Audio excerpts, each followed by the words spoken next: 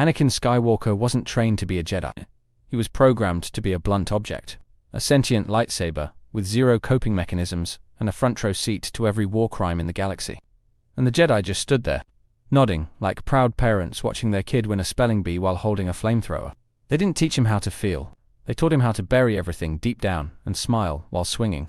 Fear, love, grief, loyalty. It all got packed into a nice little emotional suitcase and shoved under the council's carpet of denial. And the second that suitcase exploded, they all acted shocked, like they hadn't been sitting on top of a pressure cooker for 10 years. The Jedi told him to let go of attachments, then attached a battalion of clone troopers to his every move. They told him to avoid fear, then handed him a child-sized coffin full of responsibilities he didn't ask for. They told him to follow the code, but made it up as they went along, depending on how uncomfortable his emotions made them feel that day. And meanwhile, the galaxy cheered him on. Anakin, the war hero, the savior of the Republic, the guy who shows up in a starfighter and turns an entire battle around before lunch. But behind the armor and the headlines was a young man who was never allowed to just exist, only to serve, fight, and shut up. They didn't see a human, they saw a hammer. And when he finally cracked, they blamed the tool instead of asking who built it. Anakin didn't fall from grace. He was pushed off a ledge by people too proud to admit they messed up, and too scared to fix it before it was too late. In this video, we're tearing into how the Jedi took the most gifted Force user in galactic history and turned him into a glorified war machine. We'll break down the choices they made, the red flags they ignored, and why their version of emotional support was basically a cold shower and a lecture. Because if you still think Anakin's fall was inevitable, you haven't been paying attention. So here's the big question. If Anakin Skywalker was supposed to be the chosen one, why did the Jedi treat him like an experiment they regretted signing up for? From the moment he stepped into the temple, it wasn't about teaching him to thrive. It was about controlling what they feared he might become. You've got this kid, fresh off a brutal life as a slave, who's not just strong in the Force, he's rewriting the power scale with every breath. And instead of giving him guidance and support, the Jedi give him a side-eye and a lecture. They don't look at him like a person. They see a variable they didn't account for. They let him in, reluctantly.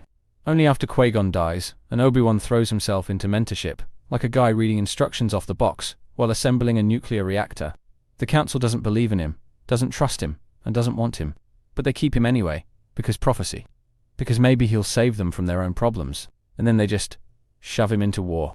No peacekeeping, no balance, just lightsaber first battlefield promotion, and a pat on the back. It's not training, it's weaponization. And the craziest part is, they do it with a straight face. As if child soldiers with unresolved trauma are somehow the key to galactic peace. So what was the plan? Raise the most powerful Force user in history, like he's a liability. Throw him into a war with no emotional tools, and hope he doesn't snap. It's like putting a rancor in a playpen, and wondering why the walls keep breaking. Let's be real. The Jedi's handling of Anakin wasn't just flawed, it was infuriating. They treated him like a ticking bomb, then got mad when he finally went off. Like, oh no, the unstable prodigy we emotionally neglected turned dark. Who could have seen that coming? Every time Anakin showed vulnerability, they shut him down. When he missed his mother, they said attachments were forbidden. When he had nightmares, they told him to meditate. When he questioned orders, they accused him of arrogance. It's like they built an emotional cage and acted surprised when he started banging on the bars. They made him a general at 19, and expected him to be a model Jedi, while leading men to die in a war he never chose. And when he got too close to the troops, too attached, they frowned and reminded him of the code. Like he wasn't supposed to care about the people he was literally dying beside. And don't even get me started on the Council. They dangle the title of Jedi Master like a carrot, then pull it away when he actually earns it. They want his power, but not his presence. They keep him close, but never inside the circle. He's a tool, not a peer, and he knows it. What hurts the most about Anakin's story is how deeply human he was underneath all the chaos. All he ever wanted was to protect the people he loved, to stop others from suffering the way he did. But the more he reached out, the more the Jedi pushed him back into silence. His love for Padme wasn't some reckless fling. It was the only stable connection he had in a life full of loss. And yet, it had to stay hidden. Not because it was wrong, but because the Jedi refused to make space for anything real. They chose rules over empathy every single time. And then there's his mother, Shmi, the person who gave up everything for him. And when she dies in his arms, broken and brutalized, Anakin doesn't just lose a parent, he loses the last piece of his innocence. And the Jedi's response: let go of your grief, just move on. Like sorrow's a faucet you can switch off. He was never allowed to grieve, never allowed to love. never allowed to break. And yet, every battle chipped away at him. Every death etched deeper into the cracks. He wasn't corrupted overnight. He was eroded, piece by piece, over years of war and rejection. The boy they promised to train, to protect, to guide, was left drowning in a sea of emotion the Jedi never taught him to navigate. And by the time he fell, it wasn't a leap. It was a surrender.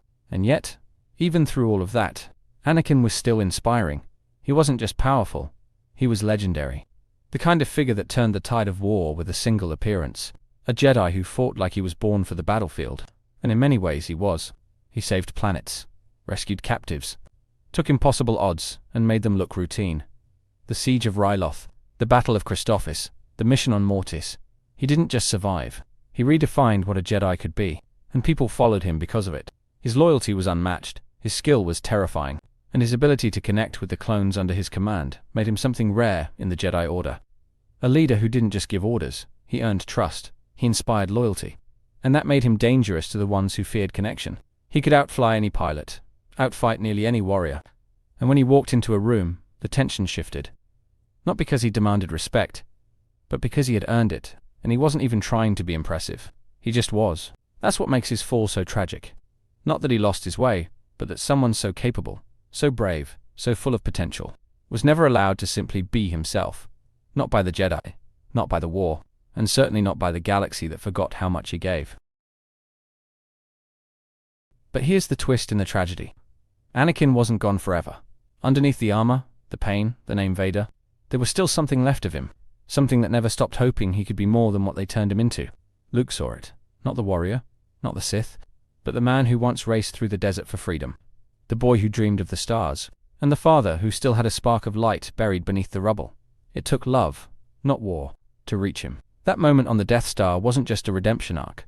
It was a rebellion against everything the Jedi taught him to fear. Love, attachment, emotion, all the things that once damned him, became the key to saving him. And when he chose to save Luke, to turn against Palpatine, to die as Anakin Skywalker instead of living as Darth Vader, he proved that the Force wasn't about dogma or doctrine, it was about choice. And for the first time in decades, he made one for himself. He didn't need absolution, or titles, or robes. He just needed someone to believe he was still worth saving. And that belief, that small flicker of faith, brought back the hero the galaxy thought it had lost. But even that ending, as powerful as it was, doesn't erase what was done to him. The Jedi didn't lose a hero, they broke one, and they did it by following their rules to the letter. Instead of asking if those rules still made sense, Anakin was a mirror they didn't want to look into, a reflection of their rigidity, their fear of emotion, their refusal to evolve. And when he cracked, they blamed the mirror, not the frame around it. He wasn't just thrown away, he was used up, chewed up by war, ignored by his mentors, and discarded when he didn't fit their mold anymore. And that's the real heartbreak. Not that he turned, but that no one tried to stop the spiral until it was already too late. The Jedi called him the Chosen One, but they never chose him. Not really, they chose the idea of him, the version that obeyed without question. And when the real Anakin showed up, messy, emotional, human, they turned their backs. And maybe that's the legacy they left behind, a warning that power without understanding leads to fear, and fear without compassion leads to ruin. And sometimes, the ones we build into weapons are the ones we were supposed to save. Thank you for watching the whole video. I make videos because of my love for Star Wars and Marvel. I've been asked countless times how I get my subtitles, and I generate them automatically with a tool I built. That same tool can be used here on my website. It's completely free and doesn't require signing up. My website contains the subtitle generator that is perfect for any video, blogging post, where you can sign up with your email and receive notifications for when I post, and also my 3 channels. Critical Analysis Hub focuses on Star Wars and Marvel movies. Critical Analysis Hub Plus looks at Star Wars and Marvel shows. And Critical Analysis Hub XP centers on video games, like The Last of Us series, Jedi Survivor, and GTA 5.